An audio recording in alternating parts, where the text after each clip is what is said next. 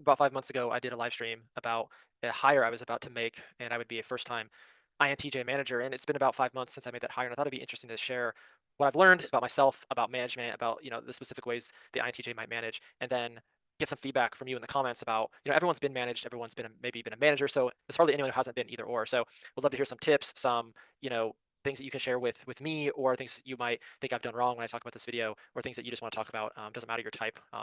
Just there's so much management, such an interesting science. I'd love to hear about the different methodologies, that the systems, what works, what doesn't work, what the kind of gurus tell you works, but doesn't really in application. So real quick, I just wanted to plug this. This is the second version of my first book. Those of you that have been on my channel for a while know about it, but I rewrote it. It's a lot better. I probably changed about 30% of what I wrote the first time. So it's a lot more solid and locked in. It's not tweaking. So you can find that in the comments, but thanks for the support. So um, INTJ update on management. Here it goes. Um, I believe that my style of management fits really good with what is called management by expectations, or expectations management. I thought it was called management by objectives, which is MBO, but I believe what I actually do is MBE, management by expectations. And it fits really well with introvert intuition because it says this: look, we're going to set a goal, holistic goal, and we're going to achieve that goal, but we're not going to have to measure it in a more standard, or I would say SITE manner, which is we have to check in on daily, weekly, hourly metrics to make sure we're hitting that goal. We say, hey, look, here's how we're going to get there. And then I'm gonna trust you because I hired you to figure out a way using your own methodology to by expectations, or expectations management. I thought it was called management by objectives, which is MBO, but I believe what I actually do is MBE, management by expectations. And it fits really well with introvert intuition because it says this: get there. So you have the NI holistic goal, is like, we want to, this is what the job is and does and where it's going.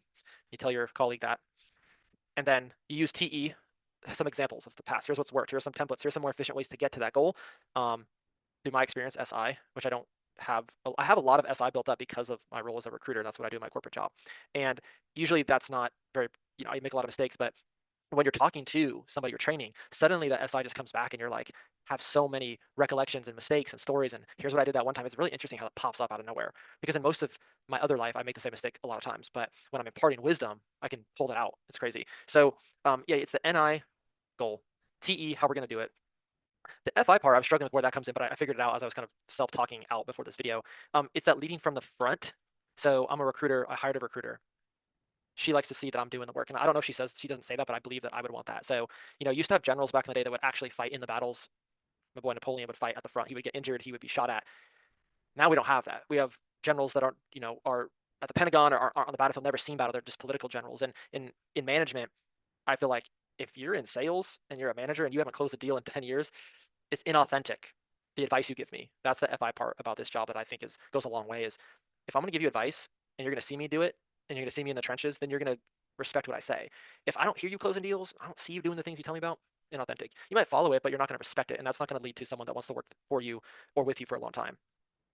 Another thing is, and this is a sidebar I just thought of as I was talking, is I really hate to call myself the boss. When I introduce my colleague, I say she works with me. A lot of people love to say she works for me, just different, because I'm still learning, and I'm going to make mistakes, and I'm not going to do everything right. So I'm a little bit more experienced, but we work together. Technically, if you were looking at an org chart, yes, I am her boss, but in a practical sense, we do the same job, and I just have a little bit more oversight, more responsibility, that I'm responsible for their success.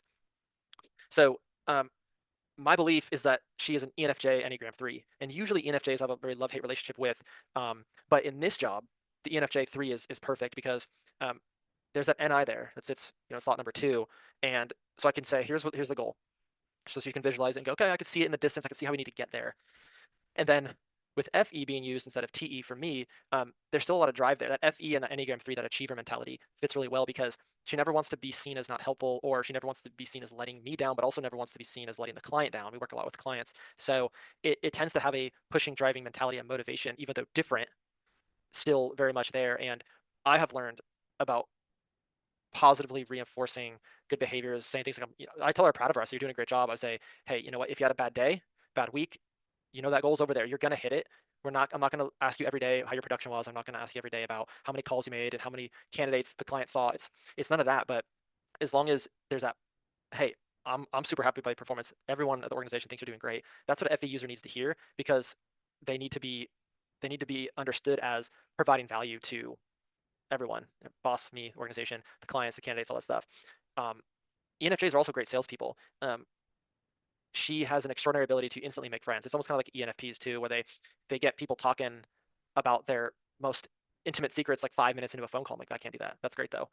Texting relationships with people, CFOs, CEOs in town or clients of ours, and she's just on a relationship level right away with them where they trust her, and she doesn't, she has that authentic ability to go, uh, man, I'm just having a bad day today. She like when she slips up or makes a mistake, the clients are like, oh, no big deal. Oh, I get it, girl. And it's like, oh, that's a level of like understanding that FE. It's like an FE FI thing. I can't quite tell, but it works really well. And in terms of, so those are all positive things. So if we're talking about some of the negative things I noticed about myself, is that sometimes it's hard for me to care about personal issues they may have, that they're just in that banter they're talking about their morning, how's it going, oh, I had a such and such bad night or whatever, like, and this is just in general, but like when you have to focus on somebody and you have to really think about their problems and issues, you really have to be like, okay, turn away from the computer, look at them, and try to not give a canned response, because my wife will tell you I'm really good at giving a canned response and then trying to go back to my work. That's been hard for me. And then um, being responsible for her success to upper management, and kind of playing a middleman of, if there is a performance issue or there is something they question, I'm the one that has to field all the responsibility for that. So once again, individual contributor, I can just say, hey, it's on me, I'll fix it. But when you have to, when you make a promise, I'm going to fix that, or I'm going to work on it, or I'm going to keep, we're going to double down on that, you still 100% can't make it happen, because you still have to reiterate that to somebody else, and hopefully they're successful there too. So I just started Walter Isaacson's Elon Musk book, and I've read a lot about Elon Musk, and this one's very interesting because he seems like a nightmare to work for. He's pretty well known, he's an INTJ, but he seems to be so about control. He's so interested in controlling the process that it seems like it doesn't use NI. It really uses like SITE. Totally. Like, in some ways he's brilliant in terms of his ideas and his execution. He's got the execution part down, but he's got like a I have to be involved and I have to always get my way. And I'm unsympathetic to my workforce. So that's where I'm like, I think I differ there. Um, and there's a little bit of neuroticism on his part, and just I'm right, and INTJs differ, so who knows what type, what type of INTJ he is, but I think about that, and uh, it does kind of paint that type of INTJ leader in a bad light. But the one function that I can't really see too clearly, I guess, is the SE. And I'm like, where does that actually play out in management? I guess it's the sort of like practice what you preach, like doing the actual job, being in the trenches. I guess it's sort of responsiveness in a way. So being physically present there to answer questions in real time. Like if you're on the phone and a client asks a question, or there's something that I might know, she'll just, hey Joe, can you answer this? And then I'll respond right away. So maybe it's that, it's being present, it's being available, it's being able to switch on a dime quickly to help. I'm not sure what it is. I guess this would be a question for you all, is what is where does SE in management come into play? I guess one, for the INTJ, but two, just in general, like if you're a manager, where's SE come into play? I see SI very clearly, TE very clearly, FI, NE, and E to NI as well. But the SE, I don't. Maybe it's not a big of a factor in management than I think. But maybe that's just because it's my inferior function, so I don't think about it at all.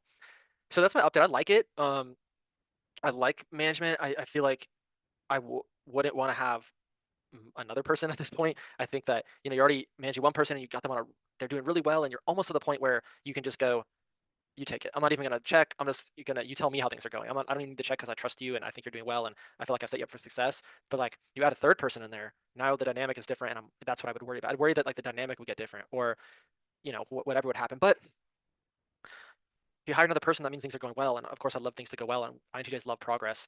They love to build. I'm that builder type. So yes, it would be scary, but it would be scary in a positive manner because we're growing. So it's a short video. I know I haven't done a video in a long time, but this has been on my mind. So I'd love to know about former managers. What do you think about what I said about, especially how the functions manifest themselves in management? If you're an INTJ manager, tell me if you've experienced anything that I've just said. And I appreciate the support from y'all. I'm busy in my personal life and work life. So got any comments? I'd love to hear them, for better or worse. Take it easy.